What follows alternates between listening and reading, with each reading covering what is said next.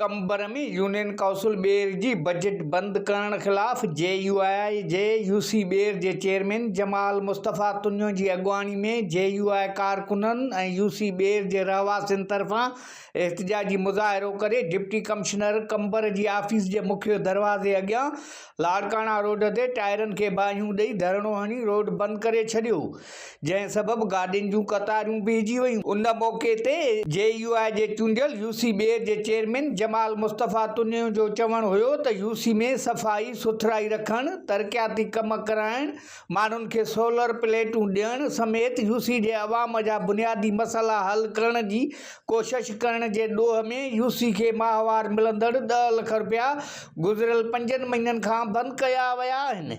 हिन चयो त मूंखे ॻोठनि जी सफ़ाई वारियूं अवाम जा मसइला हल कराइण वारियूं पोस्टूं सोशल मीडिया ते न रखण लाइ चयो वियो।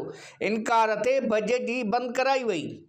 जॾहिं त JUI अॻुवाणनि अब्दुर्रज़ाक आबिद, मौलाना मोहम्मद इलियास तुन्यो, फारूकुल हसन तुन्यो ॿियनि जो चवणु हुयो त कंबर शहदादकोट ज़िले जे 52 यूनियन काउंसिलुनि मां हिक यूनियन काउंसिल जे अवाम तरफ़ां चूंडियल JUI जो चेयरमैन PP वारनि खां बर्दाश्त नथो थिए। हिननि चयो त अवाम जे ख़िदमत करण जे ॾोह में बजट बंदि कराइण गैर क़ानूनी, गैर इख़लाक़ी, गैर इंसानी अमल आहे।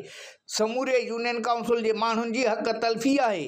डिप्टी कमिश्नर कंबर, पीपल्स पार्टी ज़िले काउंसिल जे चेयरमैन कंबर मां चूंडियल MPA UC जे अवाम जा बुनियादी मसइला हल करण लाइ ईंदड़ बजट बंदि कराए छॾी आहे। जेकॾहिं बजट बहाल न कई वई त भरपूर एहतिजाजी तहरीक शुरू कई वेंदी। कैमरामैन आदिल खोसो सां गॾु मोहम्मद मिठल खोसो, कोशिश डिजिटल कंबर।